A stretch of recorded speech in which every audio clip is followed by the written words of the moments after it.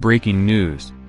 EU in crisis. Juncker's desperate bid to end trade war by heading to US for Trump talks. Jean-Claude Juncker will meet Donald Trump at the White House in a desperate bid to end the trade war between the EU and US. European Commission leader Mr. Juncker revealed he will hold crunch talks with Mr. Trump in Washington, D.C. later this month.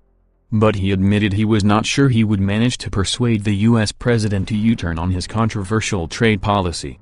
The American president stunned Brussels in May by slapping heavy tariffs on steel and aluminium imported from the European Union. In a tit-for-tat response, the EU imposed duties on US goods worth £2.4 billion, €2.8 billion, including bourbon whiskey and motorbikes. Speaking after the Brussels summit on Friday, Jean-Claude Juncker said, "I was very much supported in my intention to accept President Trump's invitation.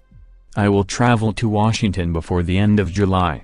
In summary, I will be presenting what I said to Mr. Trump at the G7 summit in Canada. If you add everything together, trade and goods, profits made by American multinationals in Europe and services, then the balance is completely different. Because then we will have a deficit and not our American friends. We're going to do all that again in Washington.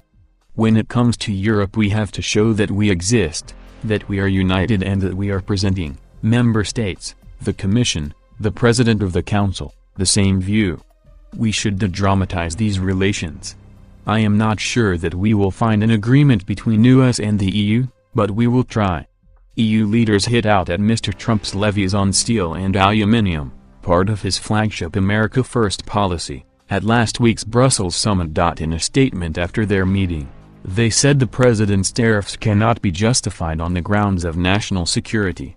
They added, "The European Council fully supports the rebalancing measures, potential safeguard measures to protect our own markets. The EU must respond to all actions of a clear protectionist nature,